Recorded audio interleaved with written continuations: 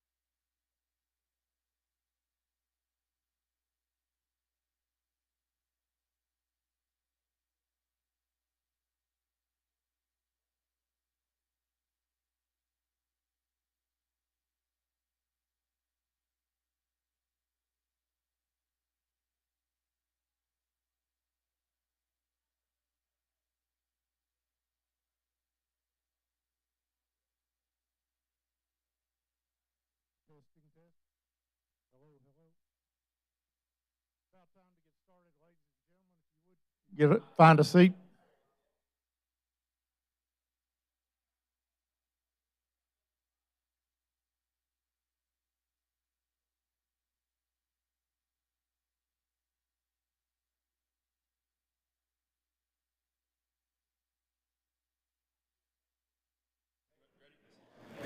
Mic check, 1, 2. Microphone check, 1, 2. Microphone check, 1, 2. Microphone check, 1, 2. Mic check, 1, 2. Mic check, 1, 2.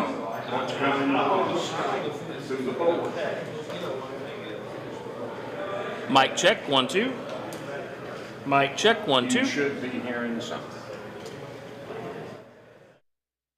Microphone check, 1, 2. Microphone check, 1, 2.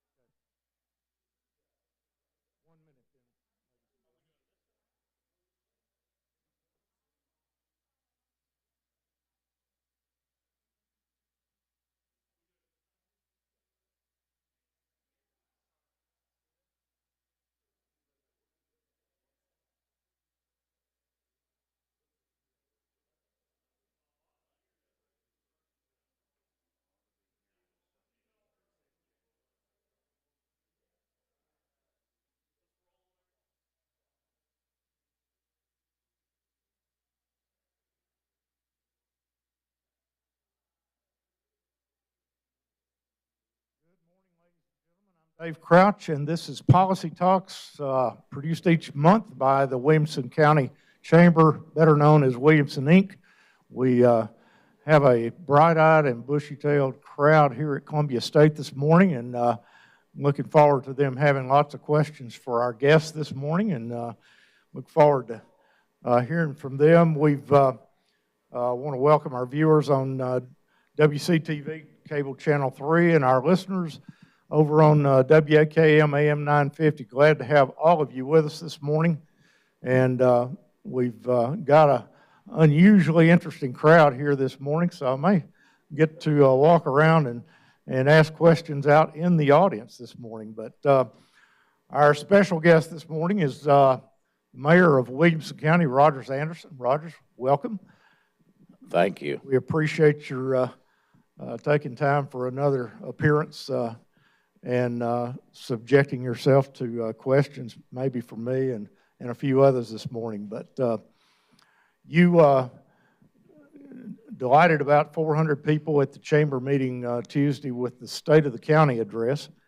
And I think that address gets easier and easier for you each year because Williamson County's had some pretty good years since you've been mayor. But how long have you now been in office, and what do you think are the major accomplishments since you've been mayor? Well, first of all, thank you for allowing me to be on here. Thanks to Williamson, Inc. and Columbia State. I drove up to Columbia State today, and I don't always come over here, this particular building, and it's just so gratifying to see the hard work that Columbia State, the state of Tennessee, and it's always great to see my late friend Charles Sargent's name posted here and all the hard work that he did. What could I talk about in the years that I have been county mayor that I'm most pleased with? Well, I think the answer to that actually goes back many years before that I was mayor. There was a period of time, many of you may remember that our school system wasn't the award-winning school system that it is today. When we talked about public schools back when my children were younger, oftentimes it just didn't have we got to get the kids ready, et cetera, and prepare them for the future. You had the preparation conversation, but the output, the measurements we use today just were not there. And so there were several men and women on the county commission at that time that emphasized, let's fund our side from the county commission. Let's get that conversation going that emphasizes that we would have excellent public schools throughout all of Williamson County. And it took several years. It took a lot of strategies, a lot of men and women behind the scenes, figuring out where to put schools. As we've got several county commissioners here in the office, in the room this morning. And like anything you do, Dave, you need 13 votes. And so there's 24 county commissioners. And so the first set of 4 brand new schools that had been built in the late 80s and the early 90s, since Page High School, I think, if my memory serves me correctly, we had to get those 4 schools in an area that we could get 13 votes. And that's what we did. We put 4 brand new schools, and for those that understand numbers, particularly in the construction business and our school boards and the county commission, we built 4 schools, including the land, for less than $30 million. And we can't build 1 elementary school for that now. So that tells you 2 things. I've been around a long time, and the other that regardless of what folks are saying out of Washington, we do have a little inflation that's going on and price increases that are occurred over the year. Absolutely. So about 20 years, though, you've been in office, haven't you? I have. Okay. And good years for the most part, getting better all the time. The property owners of Williamson County appreciate everything you've done because our real estate prices. Well, they don't when they pay taxes. Well, because of those values that we've got today, but I know what you're saying. yes.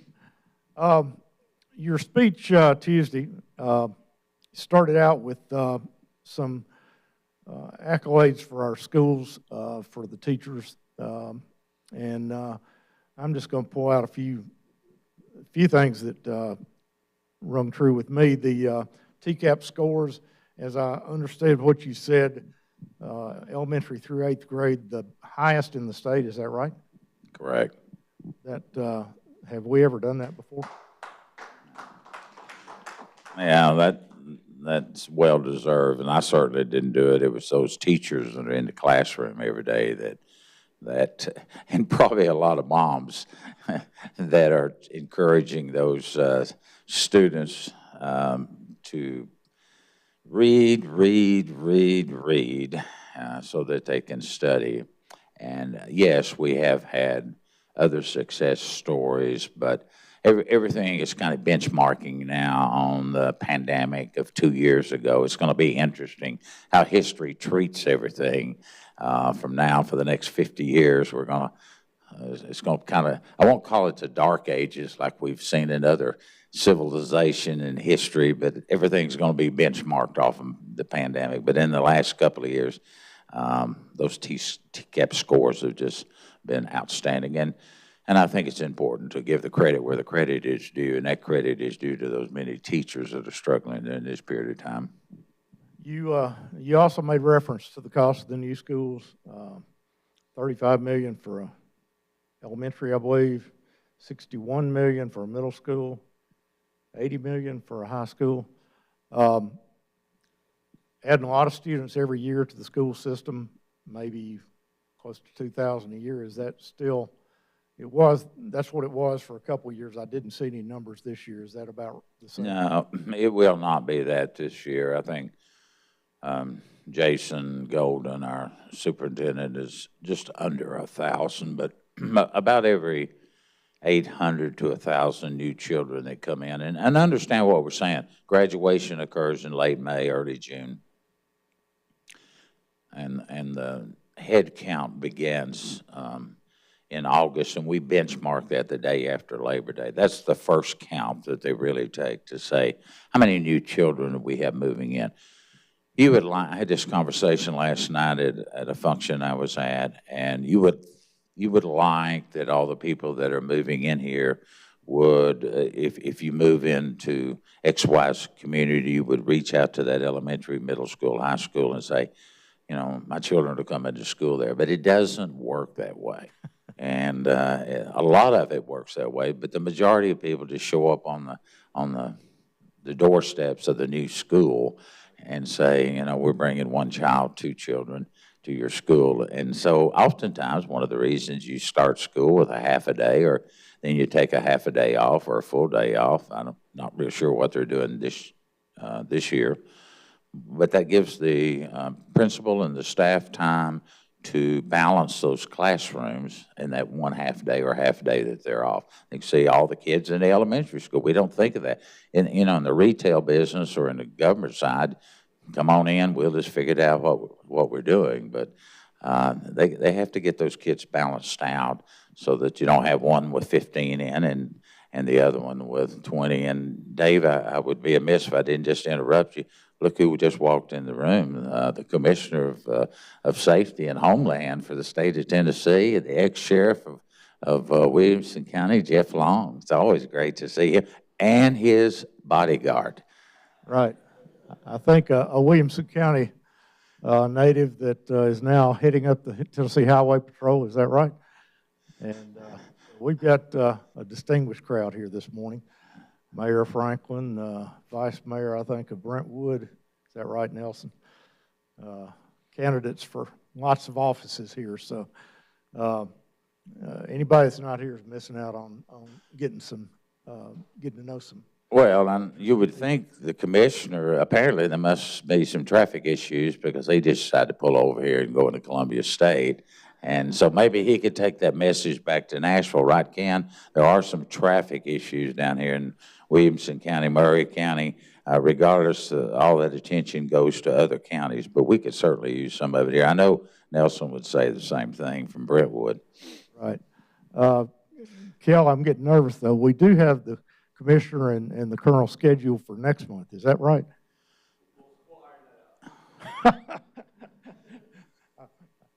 I'm getting nervous because somebody else thought they were scheduled for next month too. So we'll sort that out later. Well, I can move my mic right to the commissioner's hand in 2 seconds if he'd like to come up here and take over.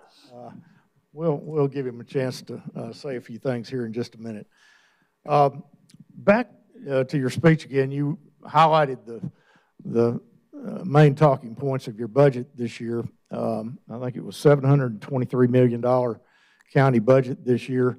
Do you remember 20 years ago when you became mayor what that number was? I can't remember 20 years ago, but I can remember what it was in 1987, if that helps you. Well, that'll give you some perspective. So 1987, 30 some odd years ago, whatever the math is for that, our total budget for the entire Williamson County budget was $40 million. That included everything. And now it's 723. 723. That's crazy. Crazy. 70% of it going to the schools. So I think it's important, if I could, to break it out a little bit, how the breakout occurs. In state government, the county commissioners, Brian and Tom, and some of them that are here in the room, they're responsible for paying the debt on a school building. So let me put that in just everyday terms. When you borrow money to build a house, you and your soulmate have to pay the note on that house out of your income or both incomes. State law requires the county commission to pay the note, the bonded note, the mortgage, if you want to call it, on that school building. Now, everything else is what we call operational. That's the teacher's salary, which is 85% of the entire budget for schools is built up into salaries. The health insurance, all the things that go with that, that's part of the school's function. So when they receive their budget, it's approved by the county commissioners in many, many different line items, and they have to stay within those line items. And if they don't, they want to move one from here to the other, they have to come back before the county commission and get approval. That's concurrent throughout the state of Tennessee at the local level. So when you say their budget is 70%, I think is the number that you asked me, about 66% operations of the budget goes towards running our public school systems and the things that they require.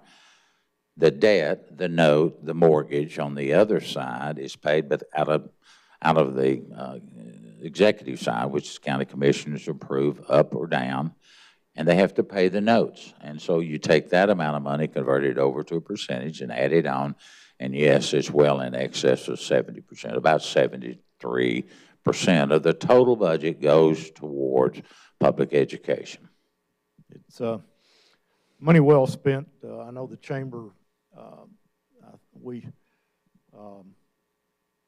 recognize that the schools are one of the huge drawing cards of this county, and the companies that relocate here, that's one of the top items on their list. Of course, quality of life, which you mentioned later in your speech, is what they're all looking for, but schools are a huge part of the quality of life in a community, and that obviously is money well spent for those things.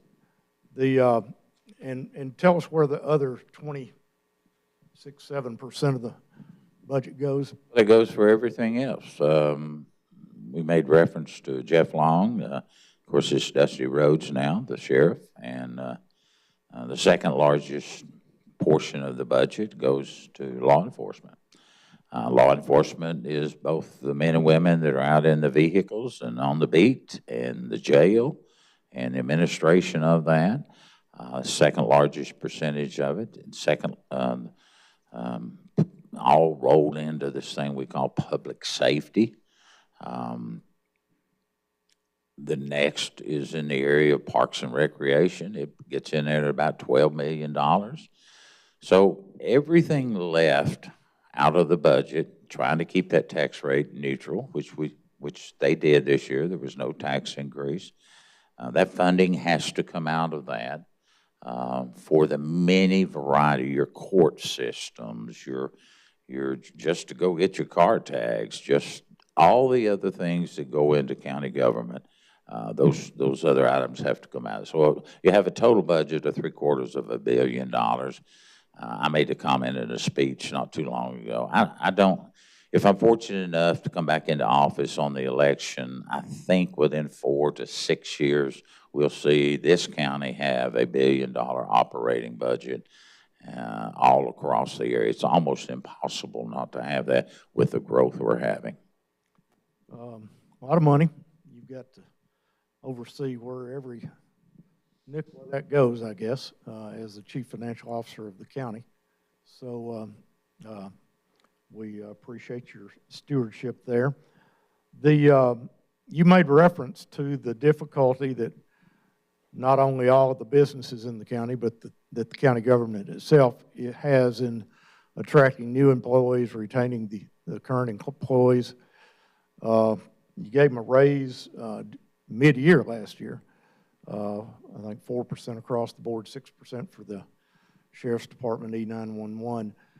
And again, in this year's budget, another raise. So is that working? Yes and no. It's a moving target. I don't think any business in Williamson County, I'll not take it any further than that, it's not experiencing the same things that government's experiencing. Hiring good people, keeping good people, training good people, attracting good people that at the entry-level position, and then being able to retain those people throughout their career with additional training and figuring out ways they can move up the food chain. When you and I were a boy, our parents, for the most part, stayed at 1 or 2 jobs the entire working life of their career. It's just kind of the way it was.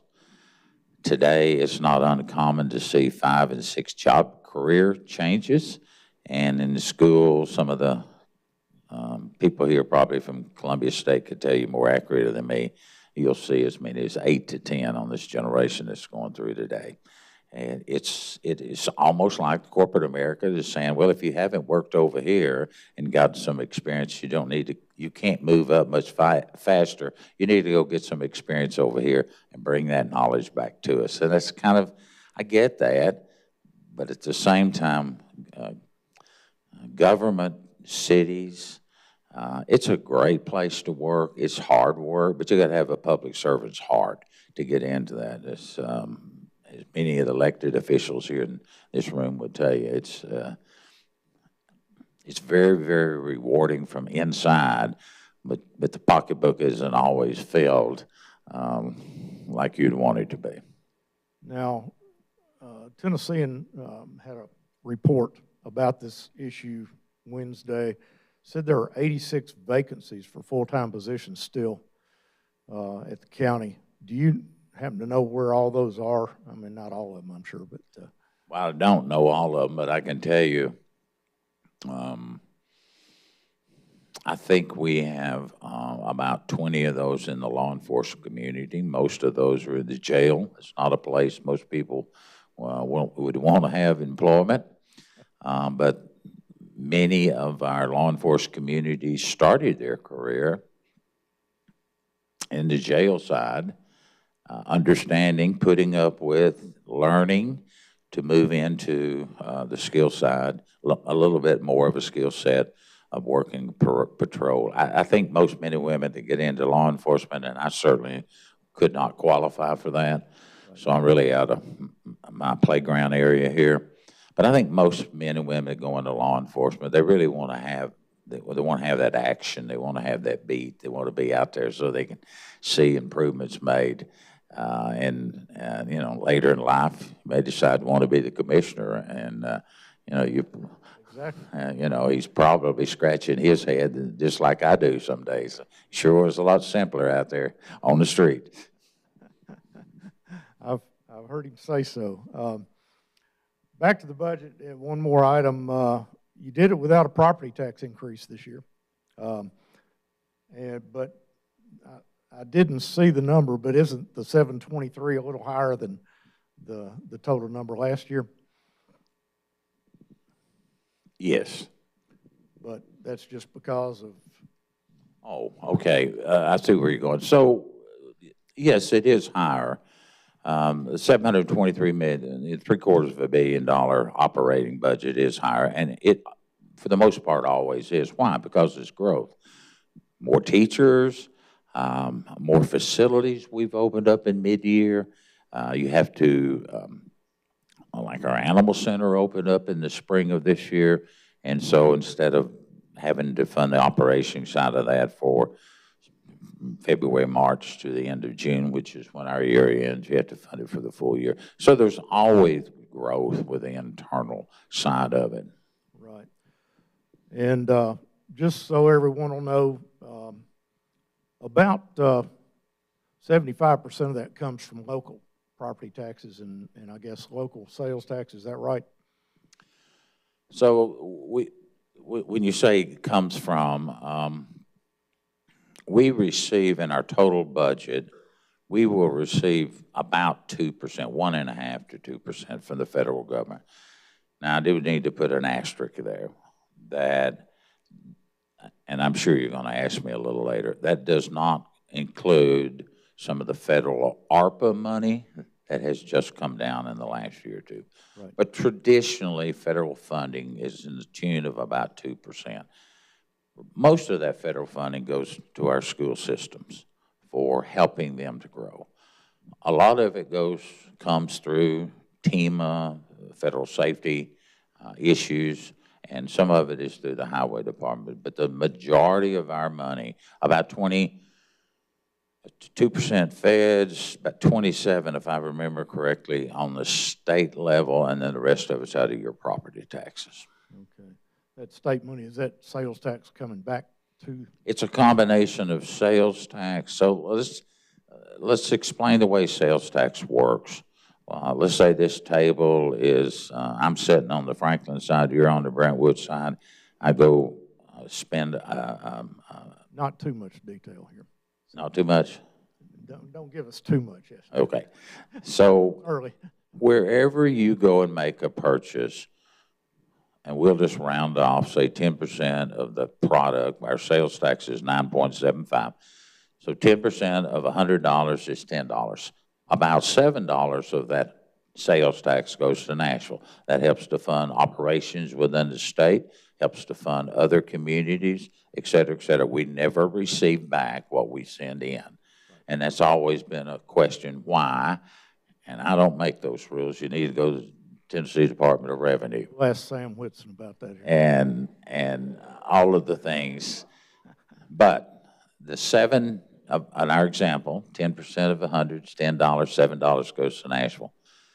The remaining $3 of this example, half of it goes to the city, wherever you purchase it. It goes to Ken, it goes to Brentwood, it goes to any of our 6 cities. The other half of that goes directly to the schools. Now you notice schools and counties are separated. The county commission doesn't see that sales tax dollars. So that's why we always go to great length to explain how this money is broken out. It's just the state law. That's the way it works.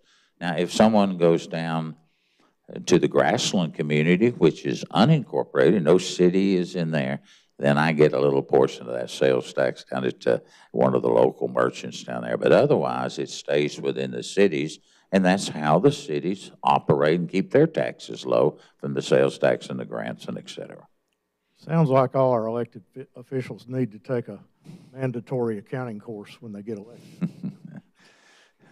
Follow the money for all this. We'll move on from that. In the expenditures, nothing unusual I saw in your graphs on the expenditures, except that the highways fund is only about 2% of the budget here in the county, $14 million this year. You know, lots of us fuss about the traffic and wonder, is that enough, or should it be increased? What would you do if you had more money in that area? So again, I think some definition is helpful here. I know you happen to live on Lewisburg Pike, and I happen to know that that's a state road. Mm-hmm. So you would never see a county highway truck out there repairing that road. So the state law is the feds, the state, take care of state and federal roads. The cities take care of the roads inside their municipal boundaries. And the county, we have 750 road miles of roads we have to take outside or only in the unincorporated area. So you should not be seeing a county truck doing any paving or striping or repairing inside those city limits. And so oftentimes the challenge is when we talk about new roads, we really want the state to build those roads, like the new McHatchery extension. It only took 32 years to get there. And, you know, I'm sure we're going to see more roads, but in all fairness to the state, they spend a lot of money on the roads. And like 65, Concord Road, all kinds of improvements made up in Brentwood. Same thing here in Franklin. Franklin Road, so many of the projects that are going through our cities are state roads. And so that money comes from Sam and our delegate up on the Hill that we get. We never get enough. We absolutely never get enough. It's just Sam off easy because we were going to buttonhole him about where the money goes. You just told us. It's you know, he is only one of so many state reps, and Jack's only one of so many senators, and when they go to vote, everybody in these 95 counties and 250 plus cities wants more money. And there's just never enough. It's kind of like our personal budgets when we're 30 years old and the kids are all wanting new shoes and we're just moving money around underneath the P to get it done.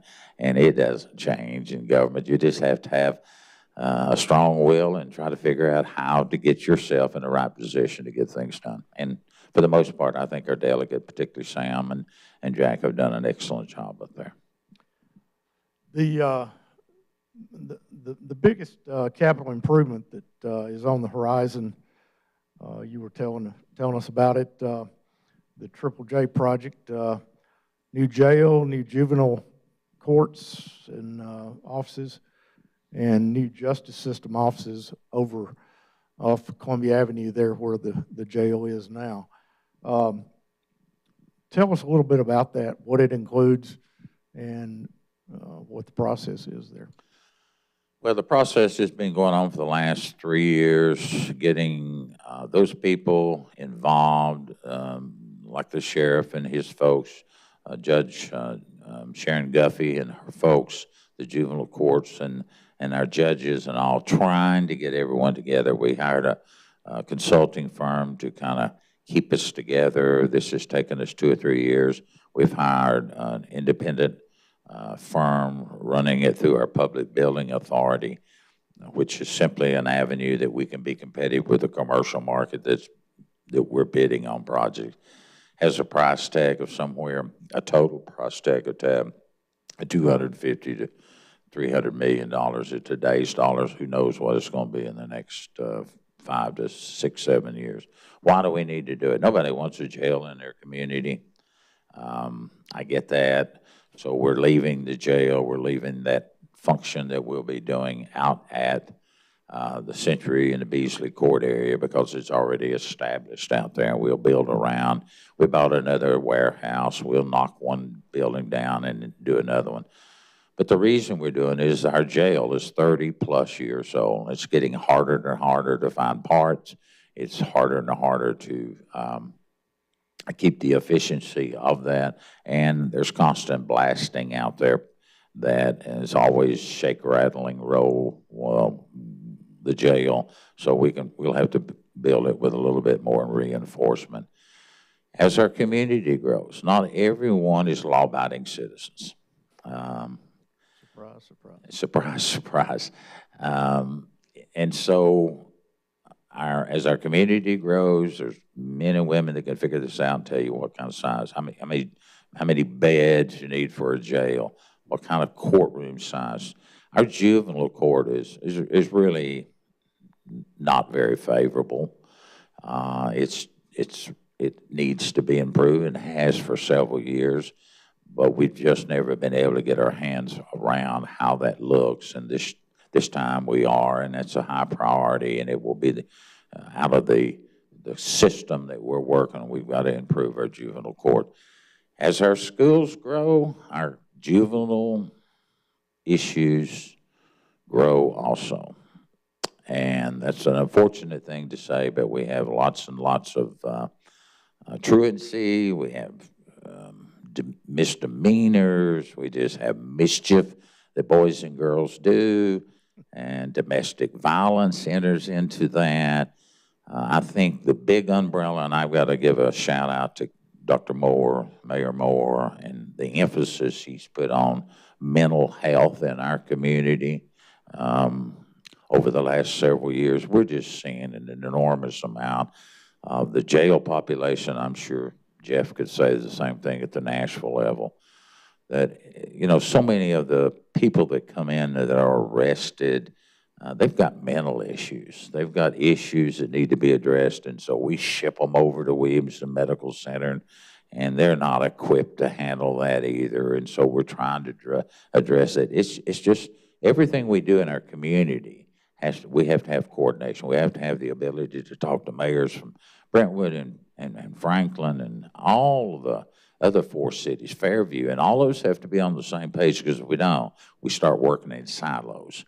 And then we start saying, well, that's your responsibility. When Franklin builds a community, or Brentwood does, it's all of us engaged, because I've got to build schools. Right. And even though that city now may not contribute, I take that back, Brentwood does. They give some money for each school. But the other communities, you just drive outside of Columbia State, right on the hillside, you can see the growth that's occurring in this community out here. That requires more schools, it requires more jails, et cetera, just on down the road. Back to the project over on Beasley and Century Courts. What comes first? Juvenile. Juvenile's going to be first, and that goes where you're tearing down the warehouse, is that right? So it will be a moving target. The first thing we absolutely do 35 or 40 years ago, up on a hill, we built a material handling that separates your and bags up your recyclables. In the 80s, when that was put in over the oversight of Auberine, and I don't even, probably Jeff Bethurham was mayor at that time, we built a material handling, and that's outsourced. We own the land, we own the building, we contract that bundling process. You've seen it, where bundles of paper are put together, or recyclable items. Aluminum cans. We're moving that. We opened bids last week, and I'm scratching my head because it came in well over what we had anticipated by some very professional people. We'd put in, I think it was 4.5, and it came in at 7.1, just to do that building. And so we're having to see what can we do over here, because these county commissioners have already set the tax rate. And we can't go back and say, help us out again. So we've got to figure this out. But that first building that will be torn down, that will be moved to the landfill, and that'll free up some land, and then we can start going with the sheriff's department. The sheriff moves here, we move there, and the next thing you know, we're going to have a whole new complex down there. Sounds like a 10-year project. It's a good 6 to 7 years, depending on the money and the cost of the goods. You mentioned the ARPA, the American Recovery Plan Act, that Congress passed in 2021, and the county is going to receive a lump sum of money from the federal government for some specific things. Tell us about that and how it gets allocated. So the American Rescue Funds over there, if you were a city over 50,000, I may need a nod here. If you're over 50,000, you may have gotten a set of money specifically for your city. Otherwise, that money throughout the United States came to the counties through the state of Tennessee. And there are some very, very strict and tight things you can do and things you cannot do with that money. We received at the county $23 million. With that money was to be dealing with things that we dealt with during the pandemic, so that it could never or would never happen again, that was based around that. It was everything from the highway, stormwater, very little schools. This was interesting. Had very few dollars for schools.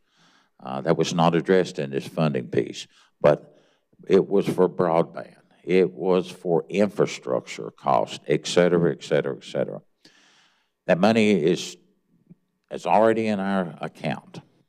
And then we started the process of, we hired an individual that was retired, CPA, was a county commissioner, said, your sole job is to be sure I don't go to jail.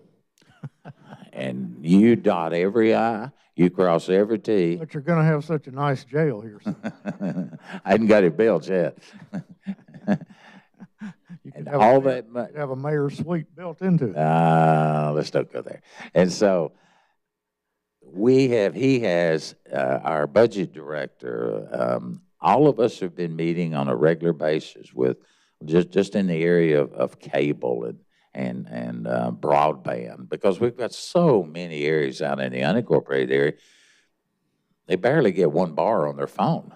And so we've broken that down, and we've met with them, and we've submitted who we're planning on doing that to the county commission. And it'll involve a little bit of everything to try to make it a better community that makes sense, so that an event ever happens like it happened again, that we would be better situated. I'm thankful. I don't really have any problems with trying to spend $23 million, but you got to spend it in the right way. If you don't, you got some real problems. Do we know which areas of the county will receive broadband as a result of this? We do. So again, you got to go through the state of Tennessee and through the Tennessee economic ECD, Economic Community Development, and so they have a matching set of money, and so you want You want to be able to identify your project with their projects, and then you want to be able to, oh, by the way, there's some federal dollars that are outside of both of these that go to these different utility companies. You want to be able to hold their hand in dates. So but right now it looks like no announcement's been made. We'll see some major improvements. Middle Tennessee Electric, no Chuck's here, and United, which they've formed a company together to get that broadband out into the rural parts of our community that really desperately need it. If I could just break here for a moment, you go out around Pinewood Road at 840, not too far from our landfill. You have one bar service on your phone, and you have very little internet service. So when the kids can't go to school, and when you and I, as businessmen and women, and I think Matt, the last time I heard him say, was about 25, 30% of our workforce now is entrepreneurs. That means they're working from home. Right. That's really what that means. And if we can't get that cable and broadband out there, then my phone starts ringing. I mean, they bought this nice house. It's a great community, but there's no fiber. Well, I'm not in the fiber business. So you have to work with these companies to try to get it. We've just finished, through a third-party vendor, building a new tower on the landfill site that will improve from 1 bar to 4 bars. And they'll be able to direct beam out into the community as soon as that fiber gets set. We need to do about 6 of those. We need the Brentwoods, we need the Franklins to help us with their zoning and their compliance, that we can get a tower up. We don't have to go 300 feet in the air like the old towers. But there's nothing more discouraging, and it's not a popular stance, and I have to sit up here and say that we need something in and around that Concord Road area, that you don't lose your service when you're driving down I-65 or on Columbia Pike when you go over a particular hill and you just lose everything. Forget us. How about the public safety side? How about the law enforcement side? How about that ambulances on the way out to go to your house, and we just lose service because it has to be addressed. And so one of those ways is through cell tower. As our community grows, there's only a certain amount of bandwidth that can be sent up onto a tower.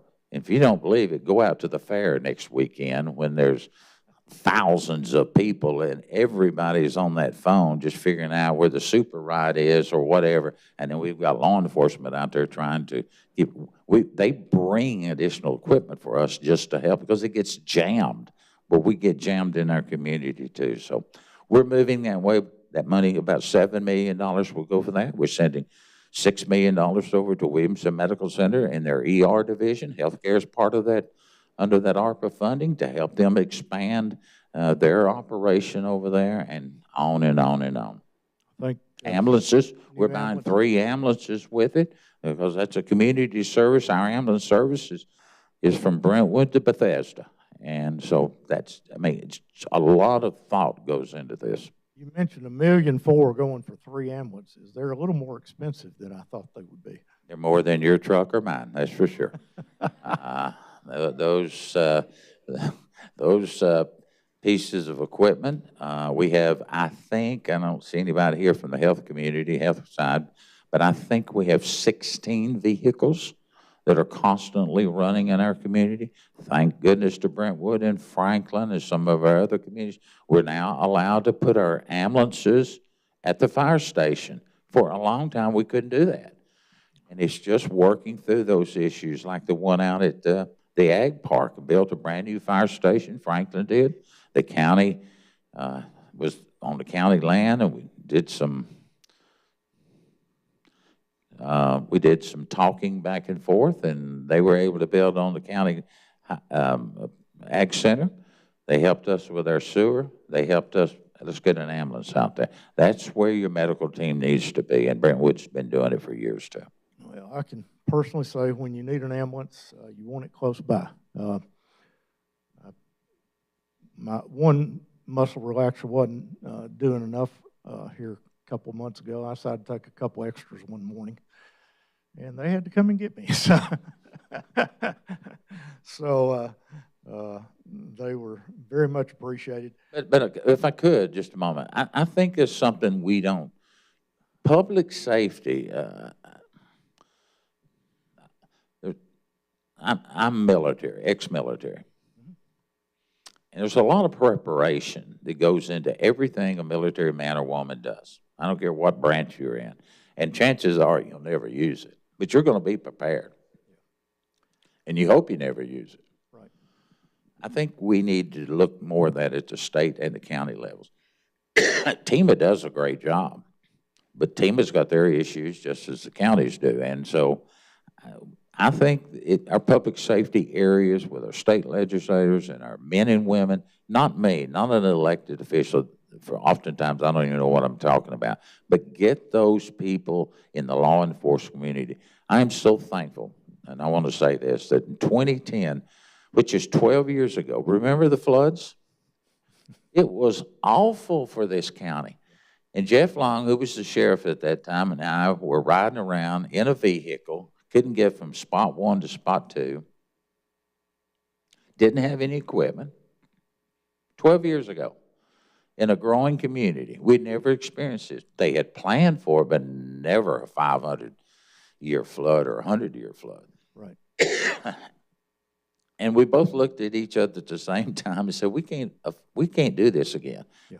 We had a building in the bottom of the place where I work that was the 911 center. We were putting sandbags on the outside of the door to keep the water from coming in, yeah, so that it wouldn't short out the circuits, so we knew what was going on through our community. Out of that flood, unfortunately, we were able to come on with some capital cost to build a new public safety center. That I do not know what we would have done without it. You think of things like that, you reflect back on what's happened over the many years. Our SROs, our student resource officers, right, men and women, we were one of the first to step up and say, let's protect our children. Let's put those men and women in there, and if the bad guy comes in, take him out. Yeah. Take him out. And now over that, we have enhanced our schools. You didn't want them to look like a prison, but that cute little blonde-headed girl sat in 4 rows back there. She needed to be protected when she went to school. And we need to protect those dad-burn teachers. Right. And we need to have those men and women, and Jeff, and now Dusty, they've stepped up. Our schools have spent millions of dollars to make those schools safe. And I know you're wanting to go on, but I'm telling you, all this stuff that goes on in our community, that's why people come here, but they don't know why. They just know it's a good, safe place. And if something goes down, I would bet my last dollar that these SROs and our Franklin and our different police departments, state troopers and Dusty's men, they're going through the door, folks. If you get in there, they're coming after you. And they're not going, I just know how Dusty feels. And Mark Elrod, he's crazy. One other item, and then I want to circulate out in the audience just a little bit here. But one other thing you mentioned is that the volunteer firefighters are going to get a stipend here in the future, just to help make it worth their while to be on standby and on alert all the time. How much is that, and when will they start receiving it? Does it go to everyone? Yes. And yes, starts on July 1, it's on training. So volunteer firefighters, 63% of the firefighting that goes on throughout the United States is done through volunteers. A lot of people move here and do not realize that. If you're outside the major metropolitan area or cities, your service is provided by men and women to give up their time and expertise. We have a training academy. We have a training school. We try to educate, and promote more men and women in the community. There was a sense of that more so 20 and 30 years ago, but today we don't see volunteerism like that anymore. But in our community, that is serviced by all of our firefighters. The county commission approves buildings and equipment, trucks, things like that. There's never everything for that volunteer. And so now you get training, you get additional credits on that. The state has put in a program, and we've turned around and matched it. We have to provide that protection for the homes. Many people say, well, why don't you just get into the volunteer? Why don't you get into the paid fire department? Why don't you talk to Nelson and Ken after this show and see how much that costs to get into it? Not that a life is not worth it, but it is. If you think school costs have a high dollar, you start providing 365, and we will have to get into that at some point. But right now, it's just cost prohibitive. Gotcha. Commissioner Long, we're graced by the presence of our Tennessee Commissioner of Public Safety. Jeff Long used to be our sheriff here for many years, brought a guest with him. Are you going to be able to come back next month? Okay, good. Any comments about anything the mayor has addressed this morning that you can add some color to? Well, I'm glad to hear the update. Of course, I've been gone for a while, and I miss Williamson County, miss being in the community, but I'm glad to hear the updates. And every time I hear him speak, it just amazes me, being with him when I was a sheriff and everything, how he keeps all of this in his head, the figures, and how he keeps up with getting the money that's available to cover everything that has to be covered. And the way that the community is growing. You know, I love this community. I love Williamson County, and to see it grow the way it is right now is just tremendous. I mean, we see that every day on the news. And for the commission, Tom and the rest of them to try to, and Brian to try to keep up with that in the commission and try to fund it, what a challenge it is, but they all do a great job. I think in a private conversation we had, you're going to have about 100 new state troopers in the state budget. Is that right? Are you going to be able to find them, Matt? I appreciate that, Commissioner. Yeah, I'm Matt Perry. I'm Colonel of Tennessee Army Patrol, and I'm born and raised here in Franklin. So Governor Lee put it in his budget. The legislature approved it. July 1, you know, the first of this month, we got 100 new trooper positions across the state. So we're starting a school this Sunday. We're starting a cadet school at the end of August and another cadet school at the end of November, which for us, historically, we hire once a year, and we've decided we need to try to do something different, modernize, think outside the box, and just sort of challenge the status quo. So we're hiring as fast as we can hire. I'm going to give a quick shameless plug, www.tn.gov/safety. There's a drop down for highway patrol. You can apply right there. We're actually taking applications through August 1st, but we're going to get them hired. We're doing what it takes. There's still a lot of good men and women that want to be troopers. Slow down those Florida cars passing through up and down I-65, will you? Every time I go to the farm, I get nearly run over. So, Matt Largen, put you on the spot. Okay. President and CEO of our Williamson Inc. Chamber. Schools are very important to the business community. Tell us a little bit about how that works. Yeah, I'm happy to. And I'll just echo what the commissioner said. I mean, when you get a chance to interact with Rogers and you hear Rogers speak, you leave with even more respect of what he does and how he does it for this community, for sure. But yeah, schools are the #1 economic engine for this county and have been for decades now. And it really was a foresight in the 80s to focus on that. And this profession of economic development has changed. It used to be focused on commercial real estate. Now it's focused on getting the talent. Well, the talent is driven here by the schools. Companies are driven here to access that talent. It really is a formula that simple. And it really is the leadership in the 80s that really set us up where we are today from an economic development standpoint. Well, I just wanted you to put an exclamation point on that because the chamber is constantly pushing for more quality of life in the county, and the schools are, of course, a huge piece of that. Chuck Barber, stand up, bud. Chuck is the face of Middle Tennessee Electric here in Williamson County, and I learned a little bit here not long ago about your partnership or your purchase, the Middle Tennessee Electric's purchase of United Communications, which is I guess the contractor that's been selected to do all the broadband work here in this area of the state. Tell us a little bit about your work with them and how it's coming. Well, presently, we're working on some grants that Rogers is aware of, and I'll say what Matt said. We're very fortunate to work in the county and have the leadership we have there. I don't want his head to get any bigger than it is, but it has been a real good relationship as far as that goes. We're actually, United's working in several of our service territories throughout the Middle Tennessee area that we serve, and we're real excited about the possibility. There's a lot of areas, Roger said, even in Williamson County that's not served, and we're hoping to get there. Obviously, it takes money, and through the grant process, we're looking forward to moving forward with that.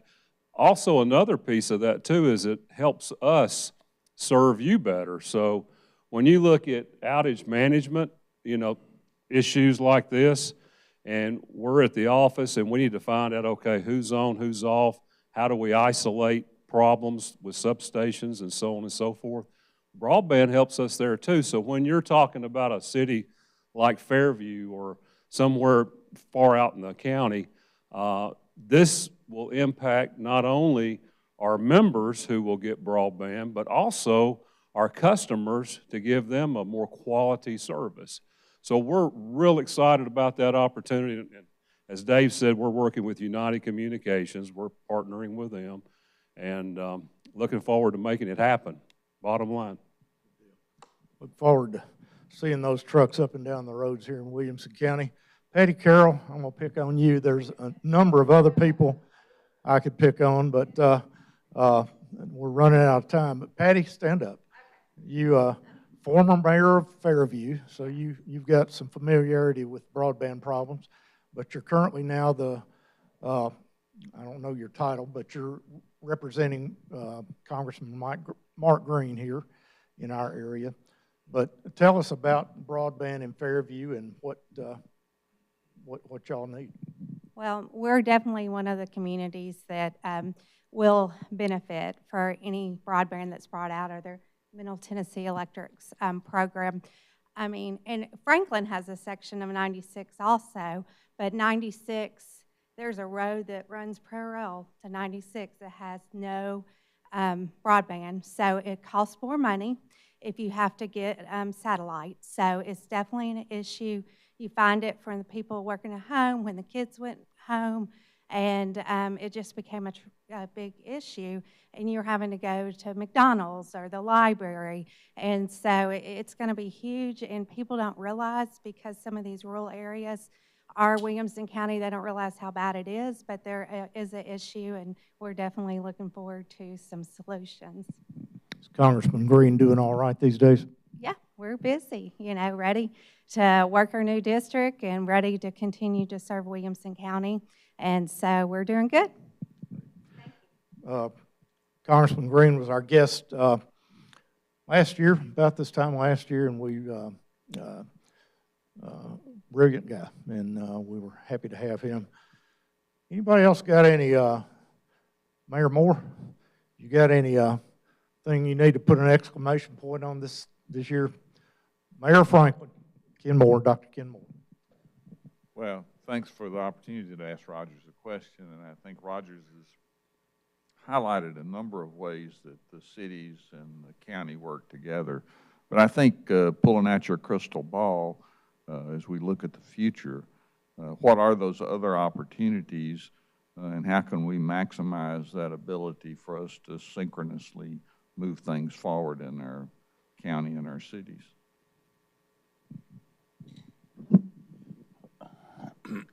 Well,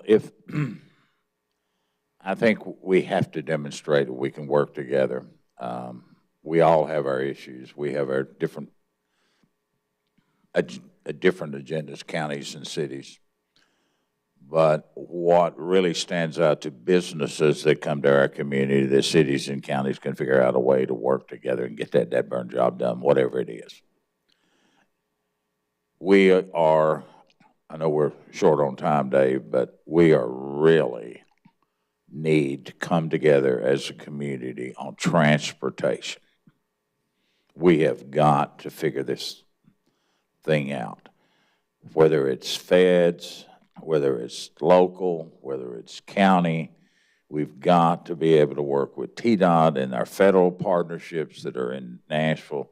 Sam and them do a great job, but we're just one part of it. How do we figure out a formula?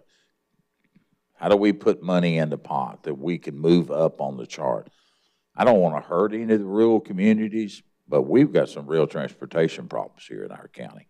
Right. You would agree with that? Well, I agree, and I think that that's, you know, broadband's a huge challenge for us, for everybody, but I think also just transportation in general, because we see the cost of doing roads escalating.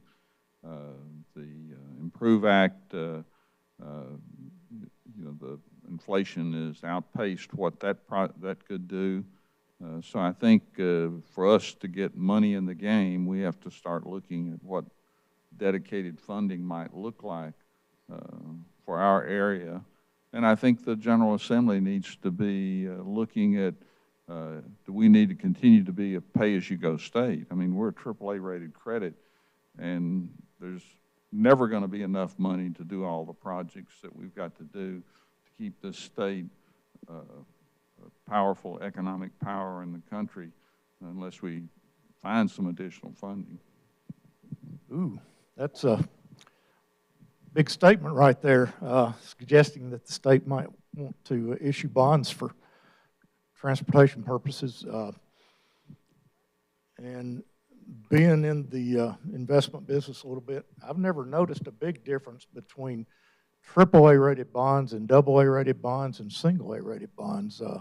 They all pay very close to the same interest rate. Would you consider dropping down a notch on the rating agency, Mr. Mayor? No. I knew the answer to that question before I asked it. I think that's what you're supposed to do, is ask questions you know the answer to. We're out of time. Goodness gracious.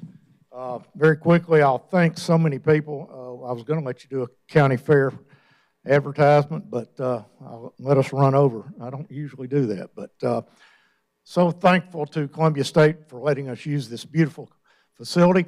Dr. Lampley, Mary Beth is actually the one that runs things around here, but we appreciate your help. Creed Henderson with the WCTV staff, Tom Lawrence with WKM, little financial assistance from Vanderbilt University with the help of Lynn Maddox back there. AT&T and Dennis Wagner help us as well. Coffee provided by the local McDonald's franchisee, the Good Food Group, and Terry brings it every morning. Chamber staff, Matt, Kell, Nancy, Abby, golly, sorry. And look forward to having Commissioner Long and Colonel Matt Perry back with us next month, same time, last Friday of the month. So look forward to having y'all back. Thank you very much for being here.